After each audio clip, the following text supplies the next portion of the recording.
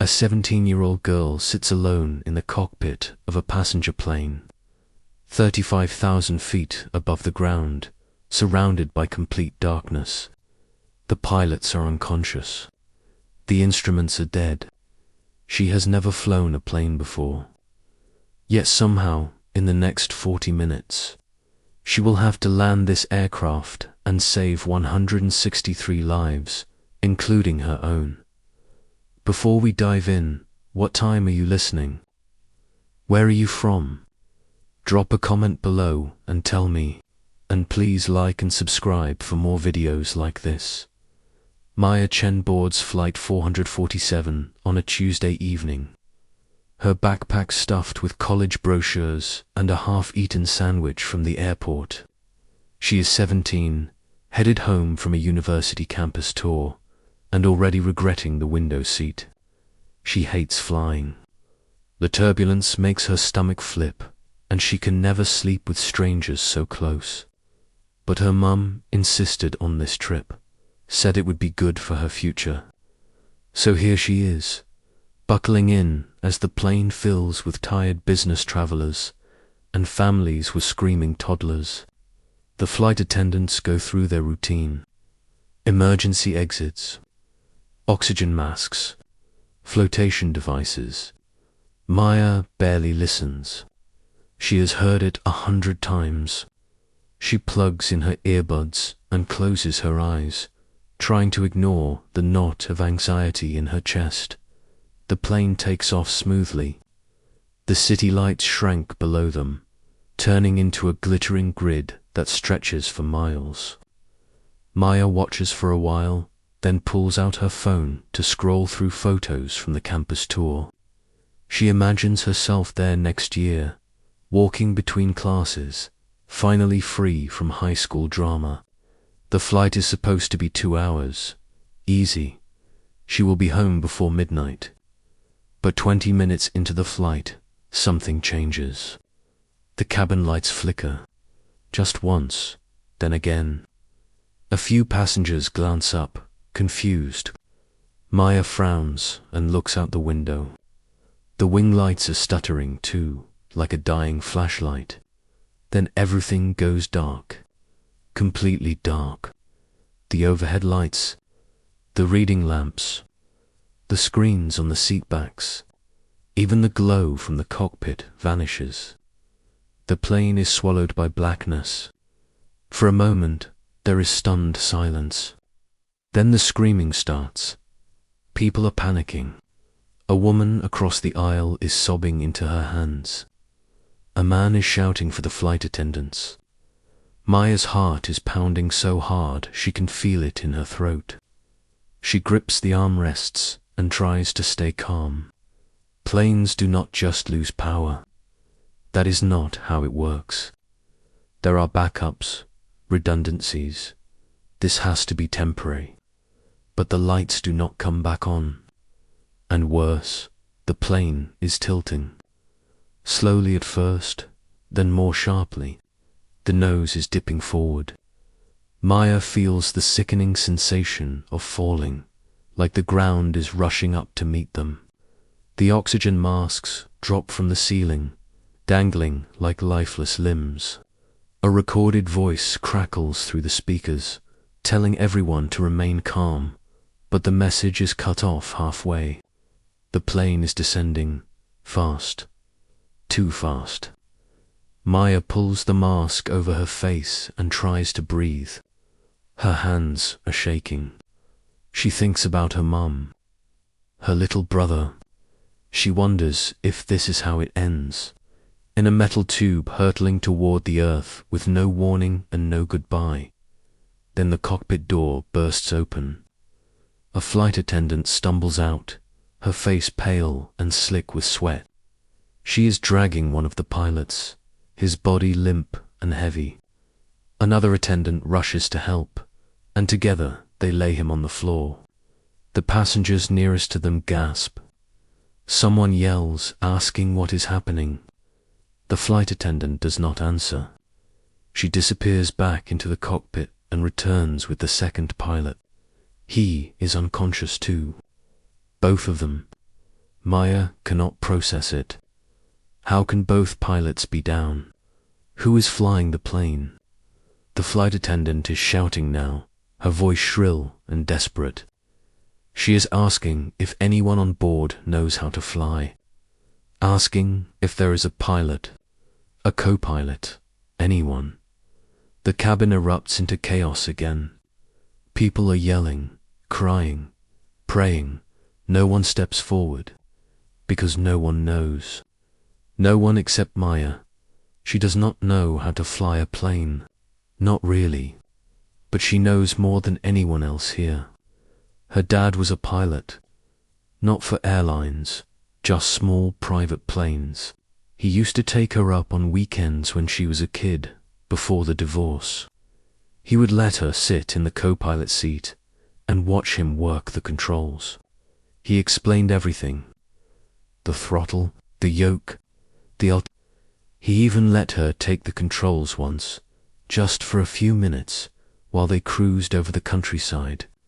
She remembers the feel of it, the weight of the yoke in her hands, the way the plane responded to the slightest movement.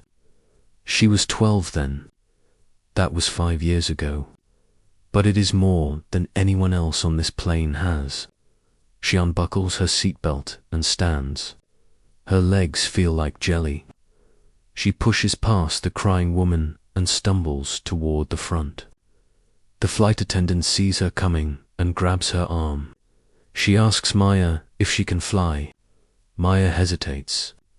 She wants to say no. She wants to sit back down and let someone else handle this. But there is no one else. So she nods. Yes, kind of. The flight attendant pulls her into the cockpit. The cockpit is a nightmare. Every screen is black. The only light comes from the emergency flashlight the flight attendant is holding. The instruments are dead. The radio is silent. The yoke is loose in her hands when she grabs it, like the plane is not even trying to stay level anymore. Maya slides into the captain's seat and stares at the lifeless control panel. Her mind is racing. She tries to remember what her dad taught her. First rule, keep the nose up. If the nose drops too far, the plane will go into a dive and they will not recover. She pulls back on the yoke, gently, and feels the plane respond. The descent slows. Just a little. But it is something. She exhales, her breath shaky. The flight attendant is asking her what to do. Maya does not know. She looks at the altimeter, but it is dead like everything else. She has no idea how high they are. No idea where they are. No idea if they are even headed in the right direction. All she knows is that they are falling, and if she does not do something, they are going to crash. She tries the radio. Nothing. She flips every switch she can find, hoping something will spark to life. Nothing happens. The plane is completely dead. No power. No guidance. No help. She is on her own. The flight attendant is still talking, but Maya cannot hear her anymore. Her focus narrows to the yoke in her hands and the faint sensation of the plane moving beneath her. She remembers her dad saying that flying is about feel. You have to sense what the plane is doing. Listen to it. She closes her eyes and tries to feel it now. The plane is sluggish, heavy. It wants to drop. She pulls back a little more, trying to level it out. The descent slows again. Better, but not enough. They are still falling. She needs to find a way to land this thing. But how? She cannot see anything. No lights below. No horizon. Just endless black in every direction. She does not even know if they are over land or water. The flight attendant taps her shoulder and hands her a flashlight. Maya takes it and shines it out the windshield. Nothing, just darkness. She looks down at the control panel again, searching for anything that might still work. Her eyes land on a small manual compass, the kind that does not need power. It is old-fashioned, mechanical, and it is still working. The needle is pointing northwest. At least she knows their direction now. That is something. She remembers her dad talking about emergency landings. He said the most important thing is to find flat ground and keep the plane as level as possible. But she cannot find anything if she cannot see. She needs light. She needs to know what is below them. She leans forward and peers out the windshield, straining her eyes. Then she sees it. A faint glow on the horizon. Tiny pinpricks of light scattered across the darkness. A city, it has to be. Relief floods through her. If she can get the plane to that city, maybe she can find an airport. Maybe she can land. She adjusts the yoke, turning the plane gently toward the lights. The plane responds, sluggish but obedient. She holds her breath and keeps the nose as level as she can. The lights grow brighter, closer. She can make out streets now, buildings, the glow of headlights on highways. The city is sprawled out beneath them, a web of light in the darkness. But she still does not see an airport. She needs a runway, a long flat stretch of asphalt with lights to guide her in. She scans the landscape, her eyes aching from the strain. Then she sees it, a straight line of lights cutting through the city. A runway, it has to be. She turns the plane toward it, her hands trembling on the yoke. The flight attendant is shouting something about altitude, but Maya ignores her. She is too focused, too terrified to think about anything except getting the plane to that runway. The city is rushing up to meet them now. They are low, too low. She can see individual buildings, cars on the streets. She pulls back on the yoke, trying to slow the descent. The plane shudders. She is flying too slow. If she slows down any more, the plane will stall and drop like a rock. She pushes the yoke forward slightly, picking up speed. The runway is ahead. Close, so close, but the plane is coming in too fast. She knows it. She can feel it. She needs to slow down or they are going to overshoot the runway and crash. She remembers her dad talking about flaps. They slow the plane down. She looks at the control panel, searching for the flap lever. There, she grabs it and pulls. Nothing happens. No power. The flaps are not working. She curses under her breath and grips the yoke tighter. She is going to have to do this without them. The runway is right there. 500 feet. 400. 300. She pulls back on the yoke, lifting the nose. The plane levels out. 200 feet. 100. She can see the runway lights clearly now.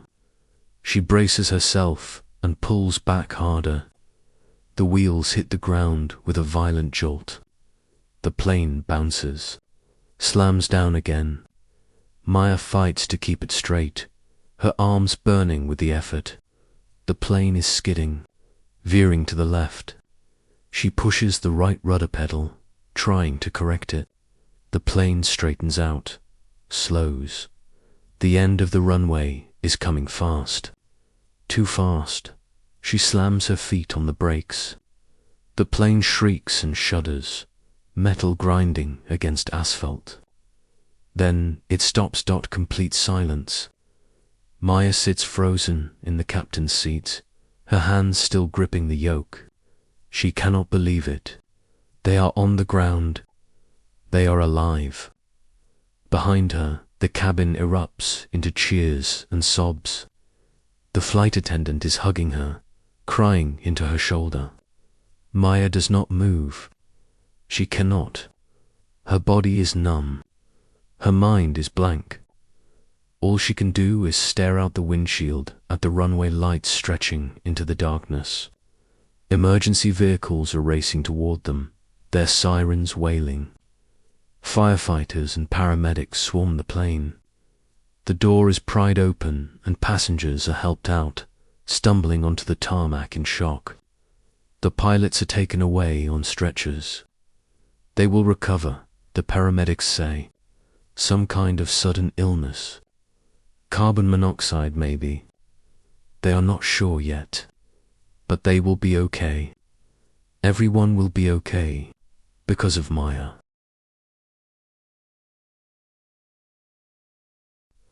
The news spreads fast.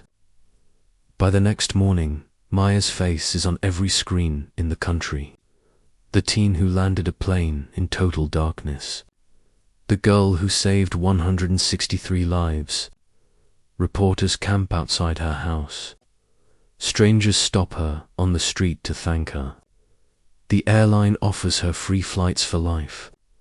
But Maya does not feel like a hero. She feels exhausted, shaken. She keeps replaying those 40 minutes in her head. The weight of the yoke, the lights of the city, the sickening jolt when the wheels hit the ground. She thinks about how close they came to dying, how easily it could have gone wrong. One mistake, one wrong move, and everyone on that plane would be gone. But she did not make a mistake. She kept her head. She remembered what her dad taught her, and she landed the plane. Her dad calls her the day after the news breaks. He is crying. He tells her he is proud. He says he always knew she was strong. Maya does not know what to say. She has not talked to him in years. But hearing his voice now, hearing the emotion in it, something inside her breaks. She cries too. And for the first time since the plane landed, she lets herself feel it. The fear, the relief, the overwhelming weight of what she did. She saved them, all of them, and she will carry that with her for the rest of her life. So, if you like this video, please like and subscribe for more videos like this.